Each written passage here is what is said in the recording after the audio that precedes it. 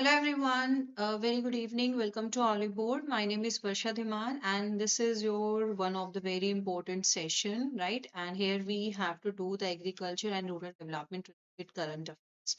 So the aspirants who are present in the class, please let me know that voice is okay and the screen is also clearly visible to you. So, in this particular class, we have to cover some of the very important current affair events that happened from 2nd of January till 9th of January 2026. And this session is important for the aspirants who are going to appear for phase 2 examination of NABARD Grade A 2025, as well as for the aspirants who are targeting the NABARD Grade A examination in the year 2026. Okay, so please let me know that everything is okay and how's your preparations going on. Yeah, voice is okay to you guys. Let's start our today's very important session. Okay, so here we go. Yeah, so before moving ahead, I just want to say that Olive Board application should be there in your mobile phone. Okay, you are having a lot of important sessions and resources available on the application of Olive Board, and that will help you to do your preparations in a well manner. Plus, this is your batch available. This is a complete course, okay? With this course, you're provided with the physical books also. So, aspirants who want to target the NABARD grade examination in the year 2026, they can be the part of this complete course, and that's how they can start their preparations with us. And this is a crash course for all those who are targeting and who want to prepare for phase 2 of NABARD grade 2025, right? So let's start our discussion. Like whatever the news articles that we are going to discuss here, they're related with the fishery segment because, as I mentioned so many times before, also this time, our government is doing a lot of effort in development of our fishery sector. Okay, because the resources, because the fishes that we are obtaining from our water bodies, they are rich in nutrition and that is needed to supplement the nutritional requirement of the growing population.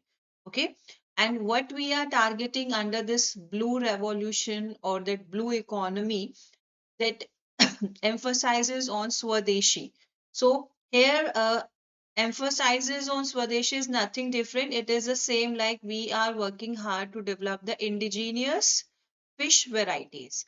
Okay, like earlier when we talk about the animal husbandry sector, we discussed about that we are working on developments of or doing the genetic improvements in the indigenous varieties, indigenous breeds of cattle and buffaloes. Okay, and when we talk about the agriculture, we are also focusing upon the indigenous species or varieties of our major food grain crops. Okay, like we are doing the improvements in them. Similarly, we are focusing upon the indigenous fish species as well. Okay, so this is a news of 2nd January 2026, and as per this news, we are emphasizing on Swadeshi. Okay, Swadeshi means indigenous or native species. Native species means which are specific to the different locations of our country. We are not bringing them from anywhere outside of the country. All these species are known as indigenous or the native species. So we are emphasizing on Swadeshi in Blue Revolution under Fisheries Department. Okay, so Department of Fishery has launched a Blue Revolution, and that is to strengthen the fishery sector. And under the strengthening of the fishery sector, main focus will be on the strengthening of indigenous fish species. Now, what are the important species that we are focusing here? Okay, so this is a very important and we can say is a very a broad article that we are going to discuss here. Yes, yeah, that I'm not able to read your name. Yes, actually, we are expecting it now. We can say that in this mean time of 2 3 days, we are supposed to have the result of NABARD Grade A Phase 1 examination. Okay, so in this manner, we can say that after result, you will be having nearly 15 to 20 days only. So make sure that your revisions will be well, okay, because you will be having very limited times after the result, right? Yeah, very good evening, Tawfiq. Very good evening to you. How are you? Yes. So let's focus about it. There are so many fish species that I'm going to tell you here, and this article is very, very important. So let's discuss about it. So as I already told you the definition of indigenous fish species, okay? So basically there are some fish species which are adaptive to the climatic conditions of a specific area. Okay, if we culture them, if we maintain their population, so it will be advantageous to us now. Like whenever we introduce any such species from any external environment or from any other country which are classified as exotic species, we need to work very hard upon them. Like we need to create an artificial environment conditions under which they will grow suitably. Okay, and we need to take care of them, we need to provide them extra like pampered conditions. But if we talk about the indigenous fish species which are very much aware about the specific geographical region, we just need to provide them the good environment conditions so that they can grow well, and that's how we can work ahead in this direction. Okay, so in India these species include a variety of, so there are some freshwater species, there are some brackish water species, and marine water species also, and all of the different species have their unique roles and economic importance. Like some species are better grow in the pelagic water, like in the topmost layer of the water. Some can grow in the water column, some can grow in the demersal layers or the bottom layers of the water bodies. So we need to study them well, and that's how we need to focus upon like how we can grow, how we can go ahead in feed conversion ratio. Like whatever the food materials we are providing to them, is it appropriately converted into their body weight or not? Okay, so that's we need to work hard in this direction only. We don't need to work upon their adaptive condition.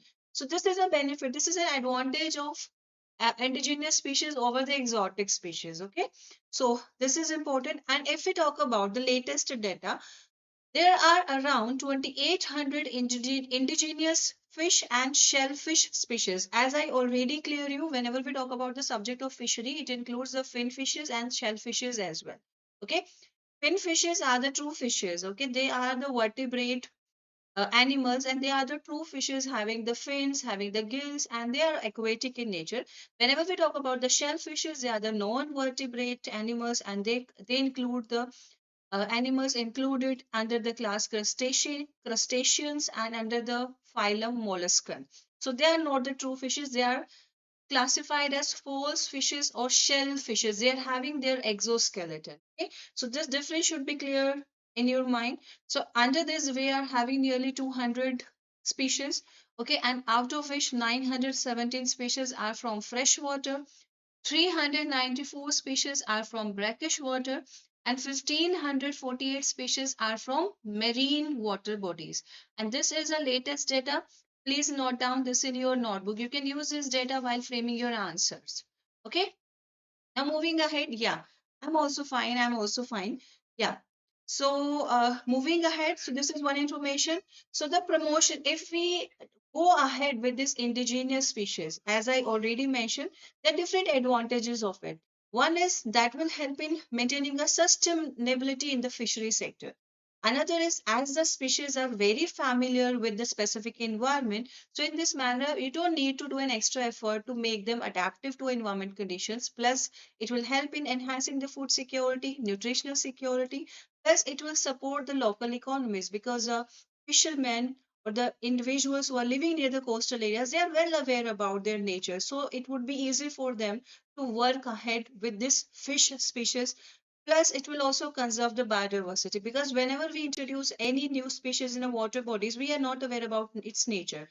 So it can act as a enemy to the natural inhabitants of a specific place. Okay, but if we are focusing on indigenous species, they know like how to cope up with the different things, and that's how they can help in conserving the biodiversity of a specific area. Okay, so this is another point. And another thing, as we all know that with the time, with knowing about the nutritional status of the fish species or this aquatic animals, with the time you're observing the demand for the products is rising. Okay, not only the fish that we are consuming directly, the demand for isinglass, the demand for fish oils, it is increasing. Okay, so it's a time to we have to focus upon the development of the indigenous species so that we will able to achieve all our goals, and that's how we can also preserve the aquatic heritage of our country. Okay, but because whenever we introduce anything from another area, it can cause negative impact in a long term as well. As we know about water hyacinth, we know about that terror of Bengal, Parthenium grass or the carrot grass, Lantana camara. Like when they were introduced for the first time, they had a positive appearance, they had a beautiful look. But with the time, we observe that they are starting interfering or invading the natural species of the water bodies where we're introducing them. Okay. So that's also a reason that we are supporting the indigenous species. Okay. And we have worked upon different ways to promote them. So, the different technologies for developing breeding and seed production technologies for over 80 commercially important fish or shellfish species. So, initially, for nearly 80 commercial species, we are working hard. We had developed the different technologies for them, and with the time, we'll also grow for the rest of the species. Okay. Now, these are the three major carps. Okay, so carps are the fish species which are generally found in the freshwater aquaculture. Okay, and these are the three major carps, Indian major carp, that is rohu, that is labio rohita. Okay, these are the freshwater fishes. You should be aware of the names. Like if you are marking that mackerel, you should be aware of that mackerel is freshwater or marine water. If I am saying rohu, that the picture that rohu is a freshwater species. So that should come in your mind. Okay. So rohu, that is labio rohita, katla is katla, mrigal is sirhinus mrigala, and the giant freshwater prawn. Prawn is not a fish, it is a shellfish. Okay. And its name is Macrobrachium rosenbergi. So they are the main aquatic species found in Indian freshwater. So if I talk in general, so nearly all these form like three-fourth. Okay, so three-fourth is contributed by these three major calves. Okay, so if I talk about total 19.50 million tons of fish produced in the country from freshwater aquaculture. So out of this 19.50 million tons, more than three-fourth is contributed by these four water species. Right? Now moving ahead, if I talk about the brackish water species, do you know what is brackish water? Like this is a region where the fresh water or uh, like moving towards the sea water. So that is basically the backwaters, estuaries. They comes under the brackish water. Okay. So the main species that we can see in the brackish water, they are exotic, single exotic shrimp species. So this is exotic. Like this is not from the Indian water bodies, that is introduced in the Indian water bodies from somewhere else. Okay, and this single exotic shrimp species, Pinanius vaname, with a small contribution by the indigenous black tiger shrimp. And now we are working on promoting the production of this black water shrimp. Okay, earlier also we had discussed about it. So this one is an exotic shrimp species and this one an indigenous shrimp species, and they are contributing in the brackish water aquaculture. Okay, and mariculture, although we are working on the developments of the mariculture, mariculture includes a marine water species. Okay, marine species, basically the species which are found in the saline, excess of saline water conditions. So mariculture in our country is not so developed. It is in its initial stage. Till now, if I talk about it, it's an initial stage. We need to upgrade it. We need to do some technology changes so that we can develop our mariculture as well. Okay, but fresh water and brackish water is doing well. Okay, now if I talk about the important species, so please learn the names of the species that I'm providing here. So these are the important indigenous species. Okay, we need to focus upon them. If they will be developed, so definitely our aquaculture will grow well and that will start giving us a good production. So these are the names, and these are the common name and the scientific name of the indigenous species. Okay, fringed lipped carp, that is Labio frimbiatus, olive bark, that is Cystomus serrana, Pangba, that is Osteobrema bellengeri, stripped mural is Channa seriata.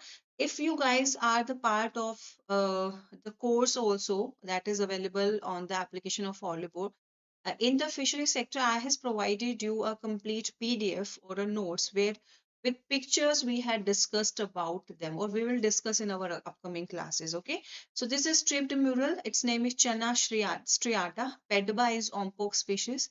Singhi is heteronuitous fossils. Asian Cebus, Latus calcarifer. Pearl sport is Etroplus suratenensis. Pompano is Trachinotus species, or mud crab is Cycala species, or Pineus indica. So these are the different indigenous species. They are from the freshwater bodies plus the brackish water bodies. Okay. And we are working on developing them. Okay. We are working on improving the production that we are obtaining from these species. Okay. So this is our target. And these species are selected. Okay. And they are the excellent candidate species for our aquaculture, whether it is a freshwater or brackish water.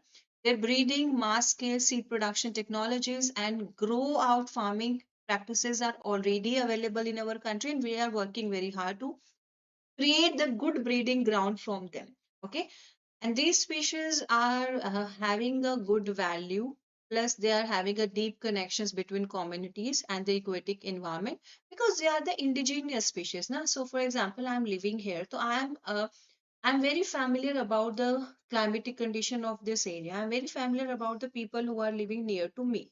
So we can discuss well, we can live in harmony. But if I'm supposed to move to any other state, as I'll not be aware about the culture, so it make me take some time to become familiar with the people who are living there, plus with the climatic condition of that area, and then I'll start growing.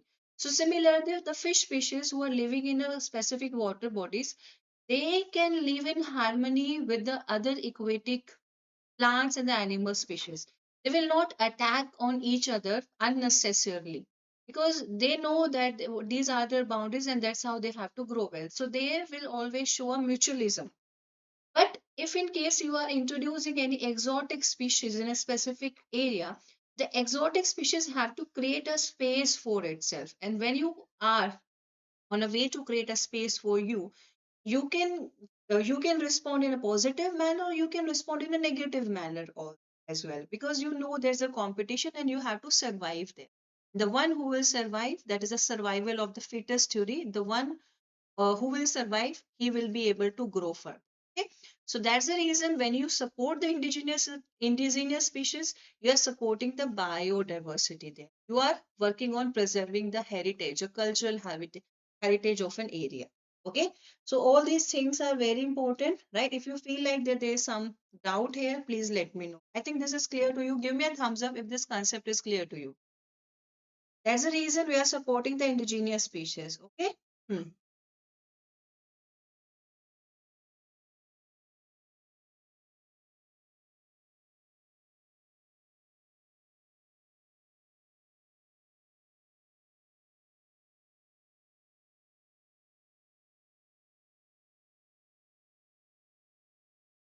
Right?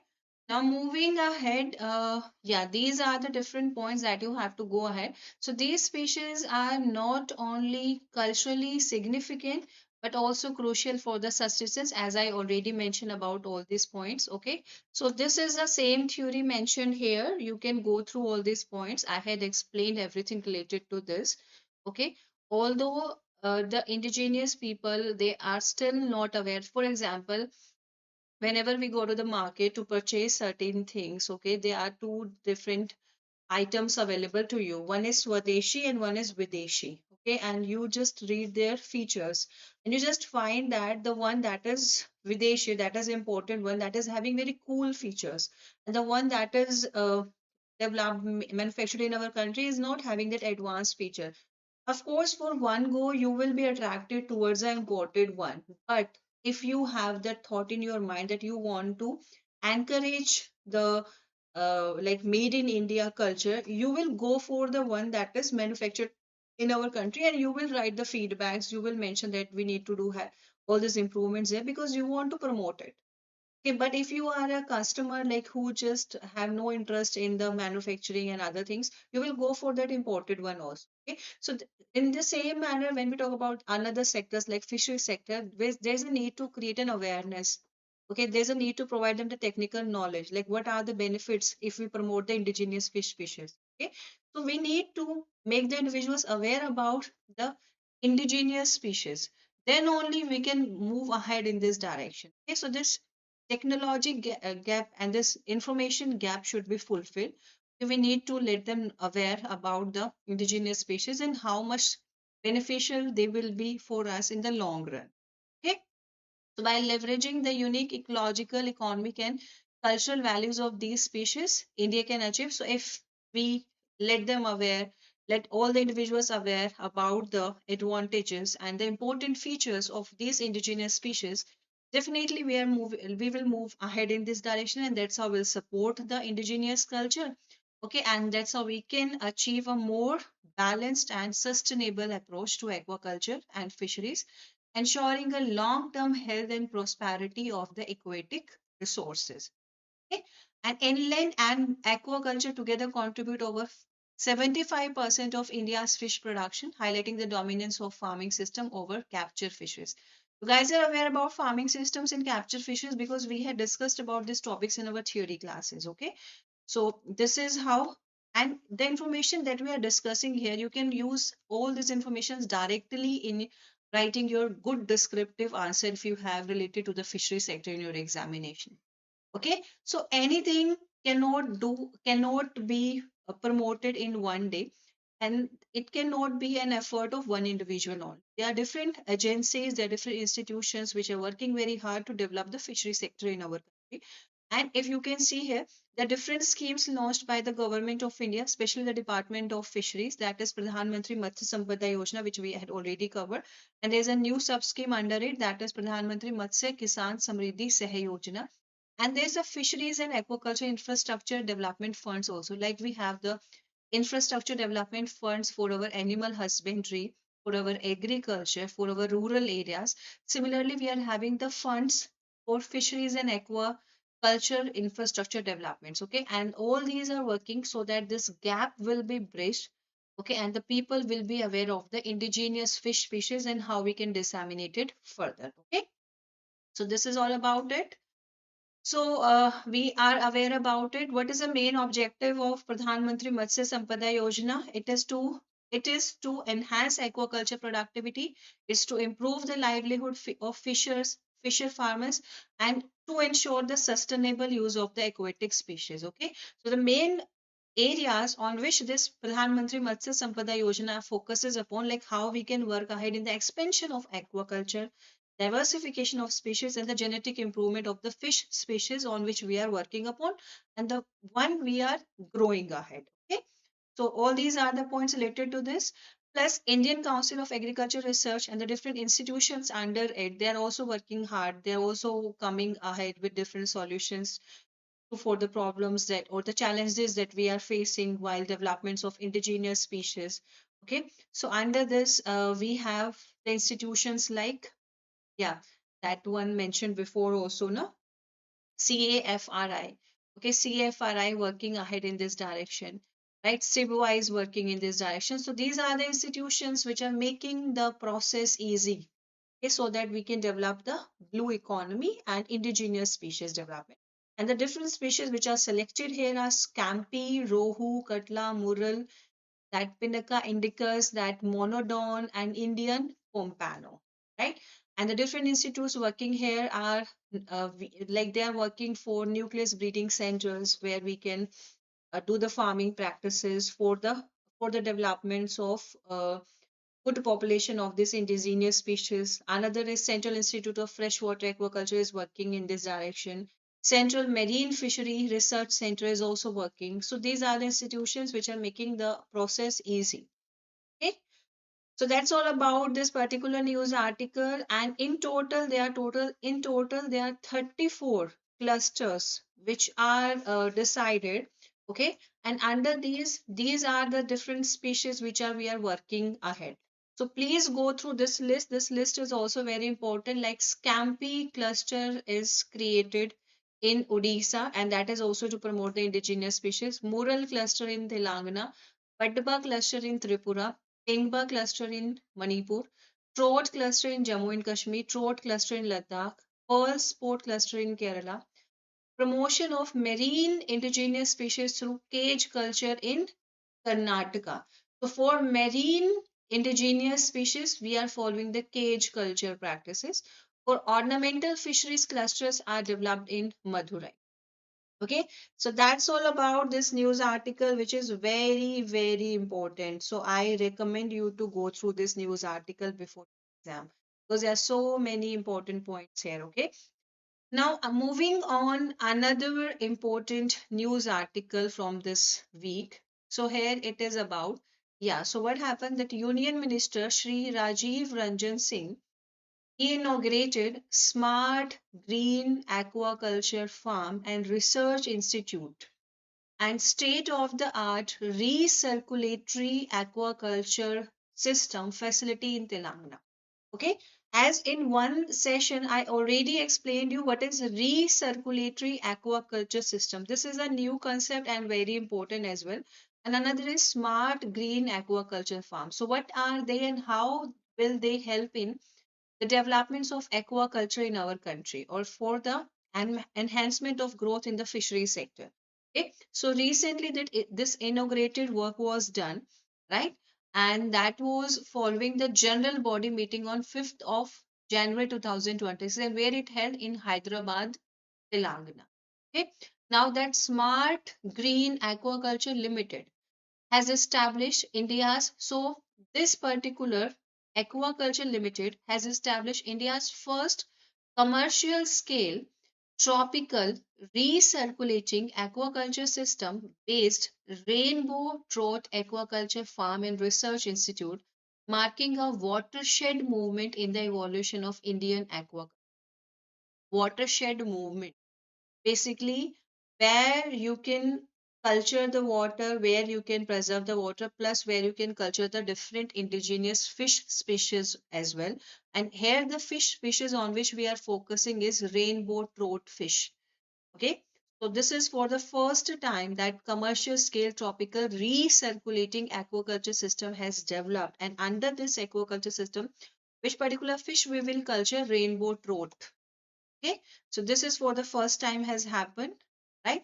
And where it will be situated in Telangana, right? And under this recirculating aquaculture system, high value cold water species. So this rainbow trout prefer to grow well in cold water.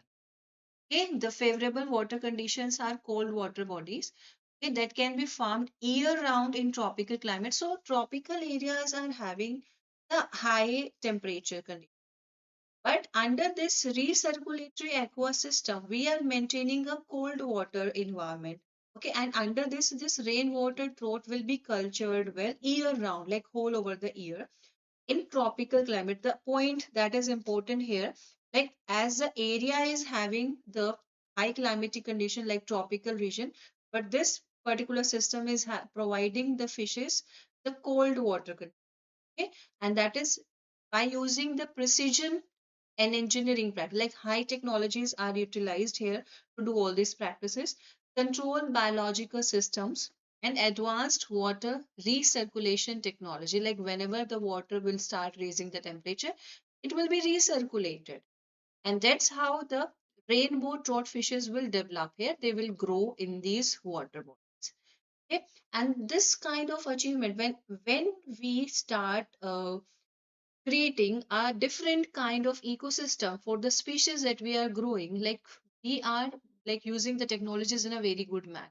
Okay, this kind of achievement will overturn the long standing assumption that premium aquaculture species are geographically constrained to specific climatic zone.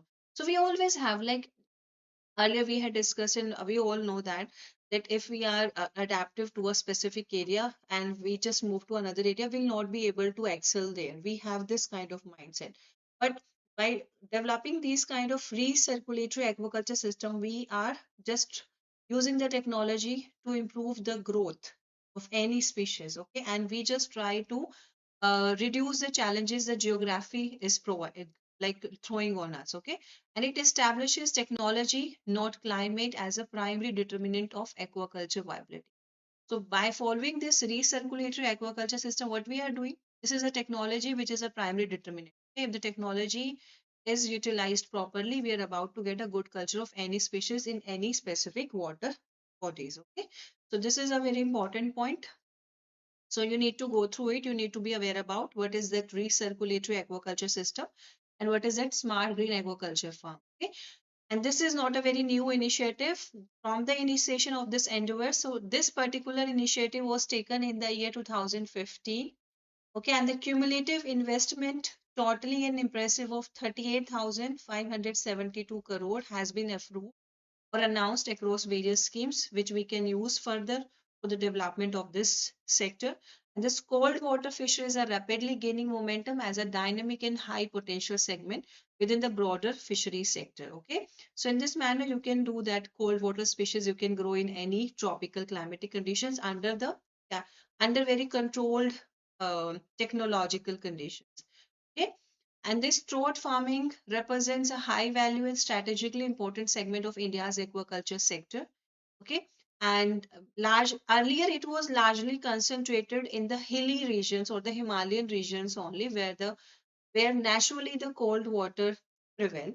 But because of this recirculatory aquaculture practices, now we can do all these practices well in our tropical water bodies as well. Okay, so earlier these were very common in Uttarakhand, Himachal Pradesh, Jammu Kashmir, Arunachal Pradesh, and Sikkim because of leveraging cold, well oxygenated water resources from snow fed streams and rivers. And now, because of technologies, we can do this in our tropical areas as well. Okay, so this is important. I think this news article is clear to everyone. Give me a thumbs up if this news article is clear to you guys. Okay, so this in this manner, by prioritizing the modern systems like recirculatory aquaculture system, species diversification into high value aquaculture, capacity building, infrastructure creation, the government is transitioning the sector from subsistence led practices to a technology driven market oriented ecosystem. Okay, so when we were not having the new technologies, we simply go with the flow. Now we are having the advanced technologies with us, and because of the utilizations of all these advanced technologies, now we can move from subsistence led practices like the practices which are just done for fulfilling the regular requirements of us. Now we can move on the technology driven market oriented ecosystem, and that's how we can improve our economy by using all these practices in our fishery sector. Okay, now that's all about it. Now moving on the next news article. So recently, although it has like it is now open for the public comments, like if the public want to mention, want to highlight any such point in this management bill, they can come ahead. But I included here this news article to let you know, like in the next year or in the meantime, we are about to have a new pesticide management. Okay, like I mentioned in one of the session, like in the year 2026, we are going to have a new seed act. That seed bill is introduced, and as with the union budget of 2026-27, we will be having a new seed act. So similarly, government is working on doing major changes in the previous pesticide management act. Okay, and in the meantime, we are about to have a new pesticide management bill. Okay, and that is a fresh draft is prepared and that is aligned with the current requirement. And if this draft will be successfully like accepted by all, it will replace the present insecticide act that was enacted in the year 1968 and the insecticide rules that was made under in the year 1971. Okay, so major changes and major like features are included under this new pesticide management bill. And what are the important features of this new bill is that now this bill is created in such a manner that it will appears to be more farmer centric. Okay, more farmer centric, and it is to create a more transparency and traceability so that better services will be provided to the farmers, thereby promoting their ease of living. Okay, another such technologies use is included in this, and digital methods are included in this for streamlining processes, along with stricter control over spurious pesticides through higher penalties. So, if any such companies and any such factories will be involved in the developments of that low quality or the spurious pesticides, legal actions will be taken against them as soon as possible, and higher penalties will be imposed on them so that they will not do it. Okay? And all the offenses related to the pesticide developments will be considered, or will be uh, practical solutions will be provided to them. Okay, and any such act will be considered as a deterrent to be defined by state level authority.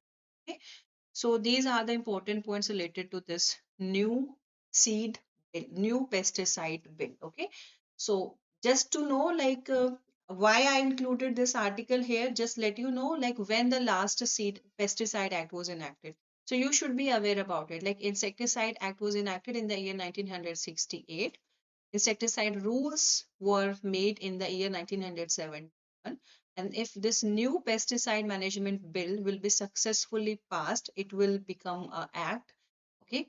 And it will be like having in a year of 2025 or 2026. Let's talk about it further. Okay. Now, moving ahead. So recently, there was a different. Okay, so this is all about it. Yeah, I'm mentioning this article. I'm mentioning all the points here, but I'll tell you what are the important points that you should be aware about. Thank you so much, Lifeway Wanderer. Yeah, yes, Lakshya, let's talk about it. Just give me a minute. What is APEDA? That stands for Agriculture and Processed Food Products Export Development Authority. So recently, what it has done. So APEDA has organized Bharati Startup Challenge at Indus Food 2026. Top startups to participate in Gulf Food in Dubai and Biofish in Germany. Okay, so recently, let me tell you the crux of this particular concept. So recently, this APEDA has organized this challenge. Like, whosoever the different startups will come here under this Bharati initiative, they will show their talent, they will show their products to the startups. Okay, and whosoever are having the new innovative ideas or who are coming ahead with the different approaches, they will be selected. So APEDA will select them, and they will get an opportunity to represent our country in the Gulf Food in Dubai and in the Biofec in Germany. Okay, so that is a way to select some startups which are coming ahead with different and challenging ideas, and to select them so that they can represent our country in the different international functions, and we can say at the different international food fest. Okay, so this is about this particular startup challenge. This is clear to you? To encourage innovations and entrepreneurship in the, so it's like prepare it, like whenever we have the like we will be having the 26th January Republic Day parade. So before the Republic Day parade, before the actual event, the participants, they visit a specific place and they do the practice, they do the rehearsals in such a manner like it appears to be very real. So in a similar manner, APEDA come ahead with this challenge so that the startups will come ahead, they will show their talent, they will come ahead with innovative ideas, and the one who will be selected from there, they will further go ahead to represent our country in the different food fest. Okay, huh? Yeah, if you're targeting for 2026 NABARD, let me tell you, Lifeway Wanderer. Okay, see, uh, whatever the news articles you will cover in the last 6 months, like suppose your exam will be in the month of October, suppose. Okay, so whatever the news article that you will cover in that time period, like from March 2026, they will have their base from January. Okay, so it will help us to have a good reading habit from the very beginning. Okay, because when you do anything in the last 10 or 20 minutes, 10 or 20 days, there are high chances that it will vanish out from your mind so soon and you will not be able to recall it for your descriptive paper. But if you are in a habit of good reading, if you are in a habit of critical thinking about a topic, you will be able to frame a good answer. Okay, as I told you here when we discussed about the first topic, that was about the indigenous fish species, I told you about the challenges, why there's a need to develop it, and what kind of challenges the indigenous species are facing because of the exotic species are also present in the water bodies. Why we are able to have a very good discussion over the topic, because we had read some editorials related. Okay? So in the same manner, To making your study easy in the last 6 or 8 months, it is important to develop a good base. And we are not having the regular current affairs sessions, we are having it on a weekly basis. So at least you can dedicate your 1 hour in a 1 week for current affair, and that's how the things are. Okay. So this is all about it, and this is all about this new challenge. I think the points are clear to you. So, yeah, so this is the whole thing that I had mentioned here. Okay, you can go through all these points. Whatever the important points are, I already explained you. Like, this is just a way, this is just an initiative to encourage you to, so that you will come out with your talent, with your innovative ideas, and that's how you get an opportunity to represent our country in the different food fests that are organized at a global level, right? So that's all about it. Moving ahead, and that is the end of today's lecture. Okay, before ending the lecture, aspirants, this is a batch. You can be the part of it. If you are thinking that your NABARD Grade A Phase 1 has gone well, and now you have to prepare for your Phase 2, you can be the part of this crash course. And if you are targeting the NABARD Grade A examination in the year 2026, you need to be the part of this. With this batch, you will be provided with the books. Okay, physical books will be delivered to your address. You can read the notes from the books. Plus, there are some new features added or updated on the application of Olive Board with the new features. What you can do, like you don't need to watch the same videos again and again. You can summarize it. You can take a notes of the videos, and that's how I'm sorry, you can do your revision. Okay, so that's all about our today's lecture. Here I'm ending the class for now, and if you have any other important issue to discuss, you can drop your comments. Okay, so ending the session for now. Bye bye.